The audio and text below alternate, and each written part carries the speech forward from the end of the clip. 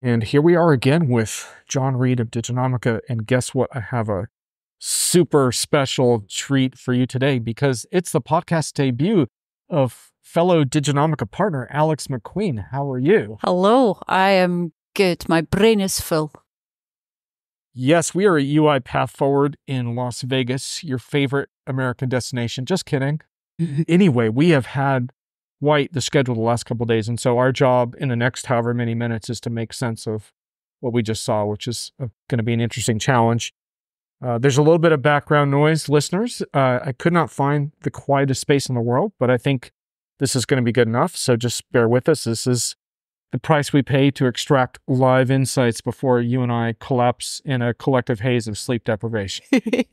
That haze is coming. So I think a lot of people don't know necessarily that you're the real secret sauce and engine behind Diginomica, but you are, so let's just face it. That's the truth. And I want readers to know kind of some of your obsessions because you have some obsessions that inform your work. I'd like to think I'm the geekiest member of Diginomica, but I'm not, unfortunately, when it comes to technology. You're a real techno geek. Is that fair? That is fair to say. I am incredibly curious about technology. Yes. In fact, you brought some of that up in one of our interviews today. I did. You were drawing some parallels between LLM outputs and Cisco packet tracing. Yes. Okay, so we have your techno geek credentials. So I have to give those up to you. I'm going to hold on to my AI geek credentials because I'm working on AI certification. So I get to keep that, but you get the rest. Okay. And then you also have a lot of data and analytics obsessions. I do. I absolutely love data and I can get lost in it like a little going down a rabbit hole for hours and have no idea where the time is gone. And that's reflected in some of the coverage you do because some of the vendors you cover for us are heavy into the data space. Most recently, your Click coverage. So this is kind of reflected. And one of the cool things I like about working with you is that we have a lot of contributors who have a lot of enterprise decades under their belt. We thought, wouldn't it be cool to find someone who wasn't jaded by the enterprise and came into it with fresh eyes? And so when you joined us, a number of years ago now, it's coming up for 5 now. Yeah, you brought some of that sensibility, I think, and I think that's been cool, right? Because you've approached these questions from a different angle, but you've also, especially with data, I think you made a strong connection from the beginning with, hey, these are fundamentally the same problems, right? Absolutely. No, it's been interesting because I when I first started, I felt as though there was so much lacking in my knowledge. And when you start a new role, people automatically say, well, you don't have to know everything. But you still feel as though there's a responsibility to continue your learning. But some of the things that I've been able to look at with an objective view from the vendors that we cover has been absolutely so fundamentally interesting, from being able to go and really look for answers and press on some different angles. And I think this is really important because one of the things that I worry about a lot is that when I go back like 15 years ago, there was like a whole bunch of like independent blogger analysts, upstarts with a lot of ask tough questions, be grouchy curmudgeons, and I don't see the next generation coming for the most part. And so I think to some extent, like maybe what you don't appreciate is you came to us without a lot of unlearning to do around bullshit like, sorry folks, trapezoids, quadrants, waves, like what I would consider like not necessarily irrelevant things, but kind of like limited ways of looking at the enterprise, a lot of paper play nonsense that goes on in our industry that we do our utmost to try to avoid. But we all have challenges with disclosure and transparency. But the point is, like, it was really refreshing for us we didn't have to bring any of that crap with you. You brought a whole different perspective. And so I think my thought on that before we get into UiPath, which I want to get into in a sec, is what would you advise other folks who are drawn to like looking at the enterprise in a fresh and interesting way, but might also feel a little intimidated by, let's face it, some of this stuff is a little intimidating, right? The people that have all this expertise.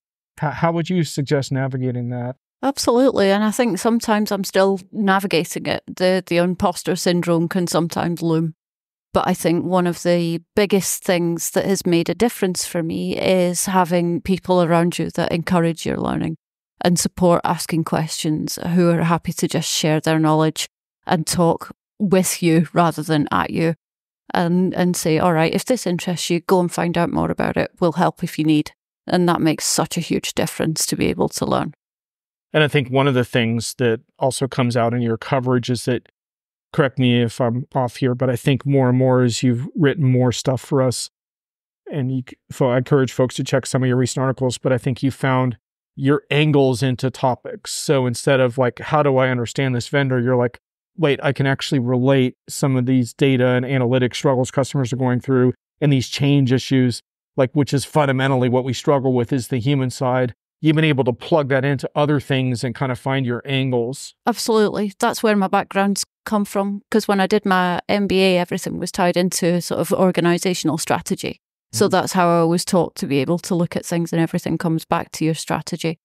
And having worked in organizations where data was a really valuable commodity, but it was damn near impossible to come by, that, if anything, made me more curious to be able to want to access it. And seeing people's struggles with data like 15, 20 years later, it's really interesting to see that some things haven't fundamentally changed. Right. And so now we have a situation where we have music playing in the background, which I did not really want. Oh, it's because the keynote is exiting, so hopefully that won't be too bad for the listener. So we're now in a situation where we can apply that approach that you have to UiPath, because this is not your first UiPath show. You've been to more UiPath shows than me.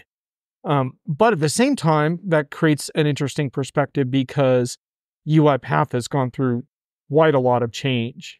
We could, in the background, there's a lot of market challenges, and you can look at Diginomica for more on that. And then, of course, Daniel Dines resuming the CEO role. But I think the bigger thing is really the stuff around the fast evolution of AI and the positioning around agentic AI, to the point where Dines went so far this week to declare this is a whole new Act 2 for UiPath, which is a pretty strong statement from their original RPA roots and stuff. So how do you make sense yourself of all this change? Have you seen it from the different shows? Like, where are we? I have seen it from the different shows. When I went to my first UiPath Forward a year ago, it was very much wanting to clarify that RPA had been a fundamental part of lots of different technologies for a very long time. That was their core bread and butter. That's who they were. And that was not going to change. They talked about AI in conjunction with that, but it was still very much focusing on the automation. Whereas this year, it's completely pivoted. And I think some are still a little out of their comfort zone in terms of working out where that strategy is going. But everybody's completely on board. But I think they're still in very much a learning and changing curve. Trying to make sense of that is still taking time. So I think I've just been in a position to be able to listen and then absorb. I'll go away and process it and do some more research, and then start trying to find my way towards being able to tell a proper story. We've had quite the schedule this week. Our handlers did a good job, in addition to our own roaming, which is obviously free and hard to control. We had a bunch of sit-downs, number of customers, also some executives, including Daniel Dines. What were your overall impressions from all of that? Free range roaming is usually the opportunity to get so many more insights than you get from your sit-down interviews. It is a little less organized and a little less staged. And I do like the opportunity to either sit down with people over a lunch table or at breakfast, or just listen to conversations as people are going by, because they're so much more unfiltered. From the discussions that I've been a part of that weren't organized, UiPath partners are very much on board and singing from the same hymn sheet. And I think they've already clued into that strategic sense of direction of where they're going. They feel needed. They have a purpose. They know and love their customers. And I think they're really on board with getting behind this and doing whatever they can to help customers understand and deliver and make those changes. From a customer's perspective, I think there's an awful lot of not exactly excitement, but determination to be able to go with what is being offered to them right now. I think there's an awful lot of goodwill given to UiPath by its customers just because it maintains the stance of we'll meet you wherever you are. They don't have an aura of being pushy about getting on board with different technologies or moving and migrating from on-prem to the cloud. So their flexible approach is still really supportive, and I think that's won them an awful lot of brownie points with customers. From the executives' point of view, there's a lot of new faces this year. So I think some are still finding their way, but their technical expertise is not to be doubted. There is a genuine sort of curiosity and a drive to see how they can make this work.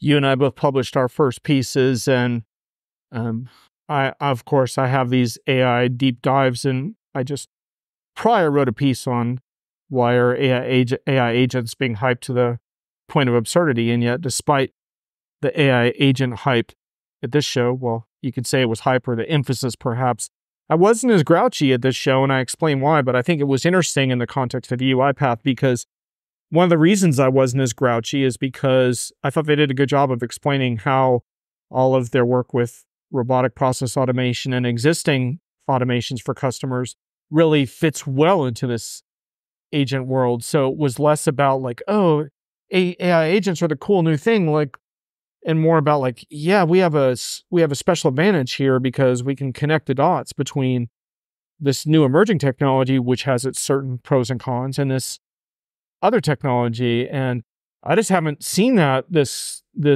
event tour, that kind of messaging around agents. And so in my piece that I wrote today, I said I'm not as grouchy as I thought I would be. Unbelievably, but yeah, it's actually true. I never thought I'd see the day that John Reed would go to an event and go, wow, this is good. Yeah, and I actually like the keynotes too, which is the real shocker. And you guys can read more on that as well if you want to get a few more details on why I thought that was the case. But anyway, I just think that's interesting because that's a nice message for their customers, right? To be able to say, not only like, was this like investment in RPA not in vain, but in fact, continue along that path because it's going to work well with, that's a really nice message for customers to hear. Insofar as to even go so far as to put on their slide today, they had a slide of takeaways from day one that I put in my article, but it says AI agents are not to be trusted. That's a pretty strong statement. It's incredibly strong. I did not see that one coming. I've been to plenty of events where people have talked about, with a slightly cautious tone and then gone on to eulogize about how they're putting in place governance. But that in comparison to how it's been today comes across as virtue signaling because UiPath have been really just firm and they haven't beaten about the bush. It's all been very much, all right, these are the things you absolutely need to know. These are the boundaries you've got to set. However, I did say about UiPath that I think there was a missed opportunity to some extent, although I think they did a decent job with this more than other vendors. But one of my big arguments for the problem with AI agents is more the overdose, because however helpful they're going to be, it's hard for me as a customer to go back to my project right now and do something amazing that's going to help my company save money or time with an AI agent today. I can start experimenting with it using things like their generally available autopilot for everyone or whatever, and then you can sign up for Agent Builder that's coming in 45 days. So you can do some stuff. But as far as the emphasis, I would have liked to see a little bit more on how customers are basically kicking butt with stuff now. And like after the keynote, for example, I went over to a presentation with Cologuard, which does this amazing stuff on colon cancer detection and stuff like that. And it was amazing stats that they shared on how UiPath has assisted with their whole endeavor of improving their workflows and improved identification rates and testing and stuff like that. And this is just a really important story.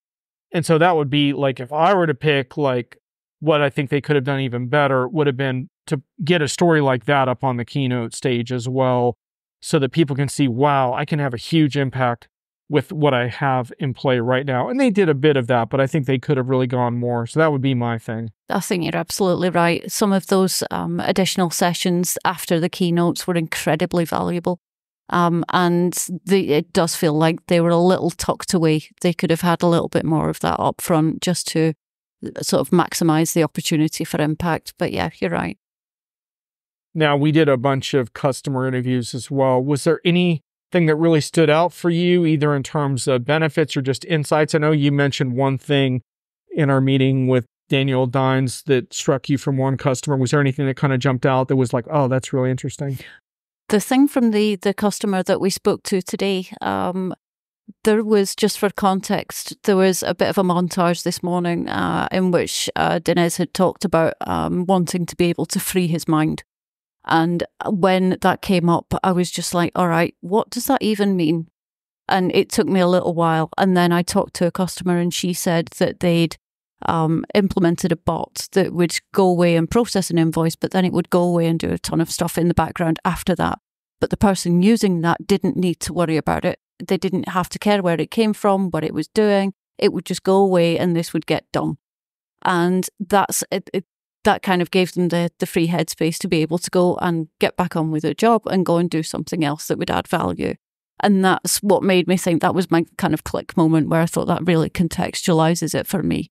And it's really powerful to be able to hear that coming from a customer. It's one thing to see somebody talk about it theoretically on stage, but it's very different to hear somebody talk about it in reality. And there were so many examples that came from people talking about their numbers and their impact. It was really powerful.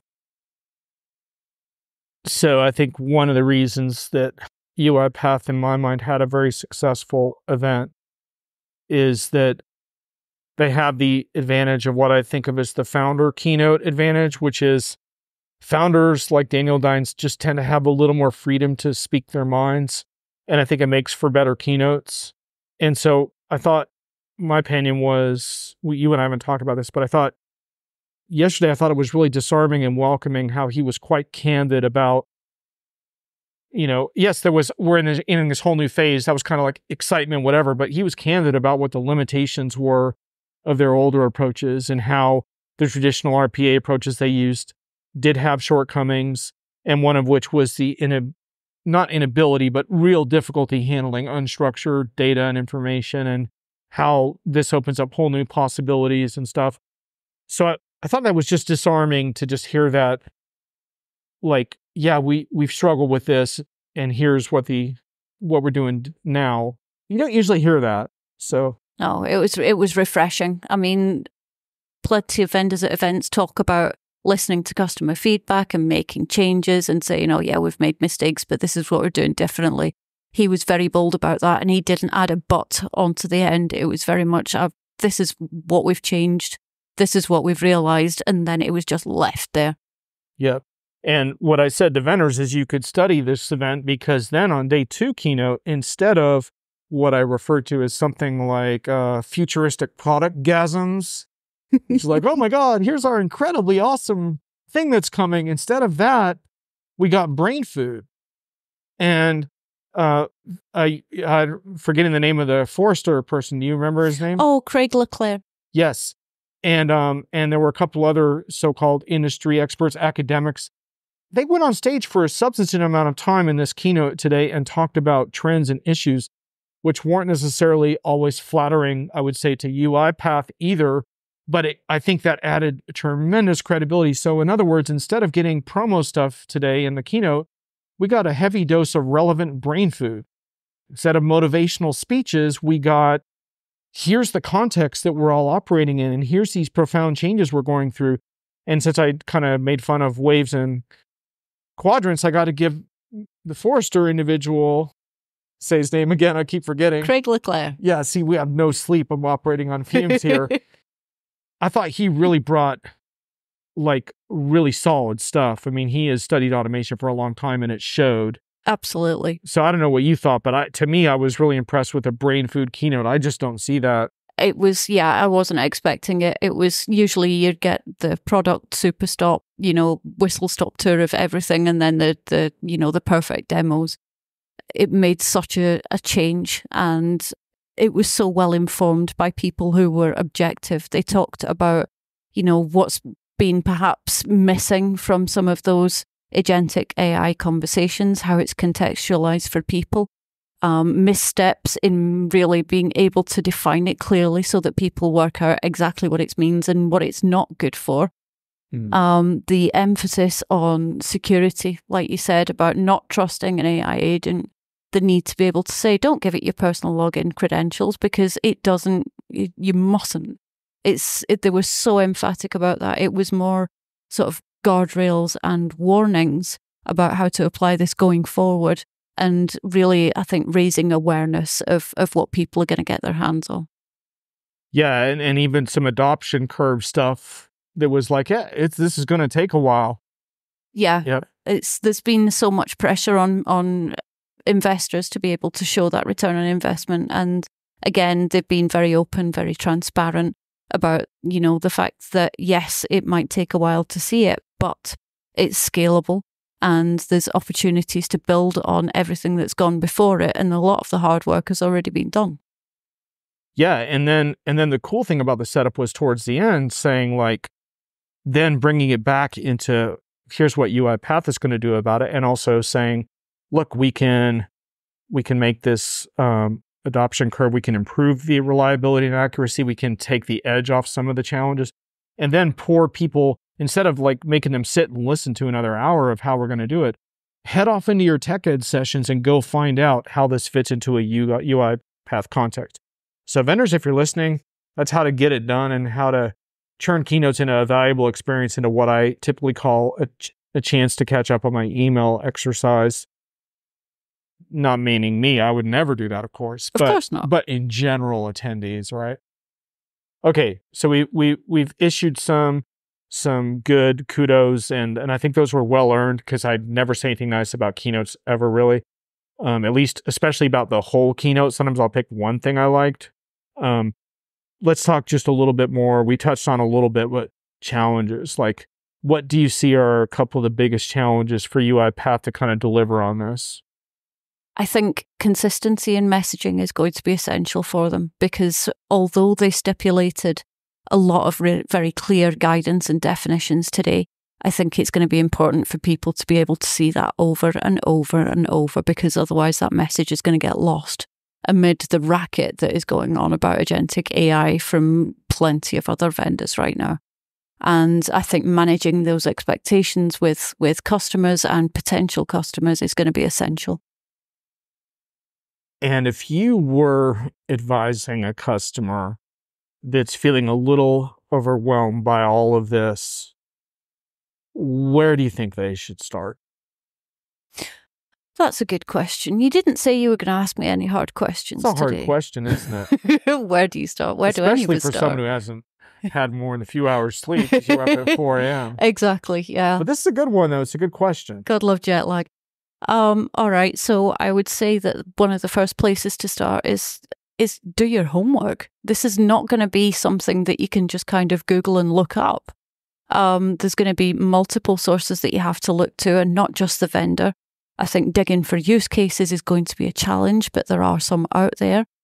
Looking at objective views from academics and researchers is also going to be absolutely essential.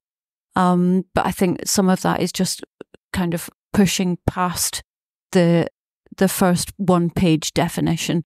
This is going to have to go for looking for use cases across the enterprise to try and see what the mix is, and try and get an objective view that shows a balance of the pros and cons and what it really means. I mean, for example, the slides that we saw from Forrester this morning were very clear and gave some very helpful definitions. But I think the other aspect is to come at it from looking at what problem you want to solve, rather than just going, we need to implement something. It's got to be focused on a solution. I'm going to add one more, because obviously there's a bunch of things customers can do, but I think there is an AI readiness component, and I think getting advisory on what to do about data is going to be really important, because so much of the good result is going to come down to relevant data. And in particular, now that you're talking about much more savvy ability to use unstructured data, there's a whole lot of interesting questions there around to what extent should I put some structure to my unstructured data, which Mark Green included in one of his action points that we talked with yesterday with Mark. But you won't always have to do that. In some cases, your unstructured data will be fine the way it is. I think customers are going to need a whole lot of advice around what the proper data is going to be for the use cases they pursue. And so that would be, if I had to pick one, I'm going to pick that. Mm-hmm. I think the other thing is they've got to get their organizations ready for change. Right. This is not going to be achievable in the current environment if they aren't set up for that change. Didn't we hear something like that 15% of this is technology? Someone said, I think it was something like that. That's right. Yeah. So that holds. So there's a lot of change work ahead. Absolutely. It's got to be a full change project, and it's got to involve the entire organization. Sure, start small if you're going to try testing it as a proof of concept to see if it works. But the whole idea about getting your house in order and looking at your culture, I think is going to be essential. Indeed. Well, I think I'm not going to ask you any more hard questions because I think you've earned a break from that for a while. My brain hurts. Yeah. Oh, I guess we should say that we also broke another one of my conference rules, which is to actually make it to the concert. We made the end of Earth, Wind, and Fire, baby. We did. We were dancing. It was so much fun. Yep. That was a rare, wonderful treat. Absolutely. An absolute joy. No doubt. So, yep. Usually I'm cranky about music at concerts, but hey, if you can catch Earth, Wind, and Fire. Boogie Wonderland. They were still feeling it too. So, oh, absolutely. Good role models for aging with grace and style, as we should all aspire to. Absolutely. Any final thoughts? It's just been a pleasure to see you interacting with customers when you're in those sessions, and the way that you take your approach to talking with executives. I'm still, as I've said, very much learning. So some of those interviews that I've done in the past over like the last 18 months, I'm still finding my way. But it's really interesting to see you being able to get to the heart of some of the issues without having to go into the absolute technical nitty-gritty. Obviously, you've done your AI homework, and that's something that you're clearly, really invested in for your own education, as well as being able to talk to vendors about it. But being able to bring all of that experience from other vendors and then see that in action has been a real pleasure. So if anything, it's just been worth it for that. Hey, man, that's cool to know that the grind pays off sometimes. But yeah, it's every day it feels like, you try to approach it fresh and I remember like yesterday, Mark Green, that he was good enough to meet with us at 6 p.m. So we're all like at our last thing, right? We know there's like a really awesome dinner waiting for us, but we're not there yet. Exactly. So we got to make that push. And like that to me is the whole thing about, thinking about our audience and how this isn't like just for me, this is for them, and so you and I have to make one more push and get those things done. And Absolutely. So that feels really good when you like get that done. Yeah, the people that we're talking to, they will have been doing this, or some of them will have been doing it all day for the last couple of days, and they're always have to be on for these events. They're taking time out of that to be able to speak to us, and I think it's so important to put the work in ahead of it. Yeah, no doubt. Well, the goal is that every situation should be memorable. That's how I look at it, and because I don't want to cast aspersions on anyone, because I know this job can become a grind sometimes, but I do see situations where I feel like I'll overhear interviews where it feels like everyone's kind of going through the motions of getting market updates. And I'm like, gosh, thank God we're doing it differently. And of course, our challenge is to prove that being different can also be really successful. And so we have a lot to prove at Diginomica. Absolutely. But I like that idea of like, every time, even if it's end of the friggin' day and we're all tired, like we got to find the jugular in there somewhere, and in a way that evokes everyone's passion, right? Because my whole thing is like, this is all about making projects better, and if we can do that, then we're good. Exactly. I hope we're good. Army crawling towards the end of it, I think. But yeah, absolutely, and that kind of the buzz that you get from it is contagious. You can see it reflected in other people, and they just want to talk to somebody that can relate to them. Well, you almost didn't get here because of weather and flights, and you made it. And so glad you really perked up my 5 weeks on the road, because The rest of them are solo flights for me. So I don't know how you do it. I really no more don't. diginomica tag team for me. So anyway, listeners, I hope you enjoyed getting to know Alyx a little better. We're going to have to leave that there. There's a whole lot more we could cover. A lot of interesting news around UiPath's partnerships. They're choosing a pretty agnostic role, but they did have significant partnerships announcements with vendors like Anthropic and Inflection AI, because UiPath at this time isn't building their own large language models, which is pretty common. So a lot of interesting stuff to get into. We'll try to get into some of that in our coverage, but we're going to leave it here now. And I also want to say sorry for the outbreak of background noise, but I made the genius decision to start recording outside of a keynote that was in progress. That wasn't totally brilliant on my part, but we were short on quiet spaces. Yeah, so this is choice what it was is. limited. But I hope listeners that stuck with that got their reward with a more coherent conversation at the end. And with that, it's time for whatever we can rummage in terms of snacks and relaxation. Goodbye.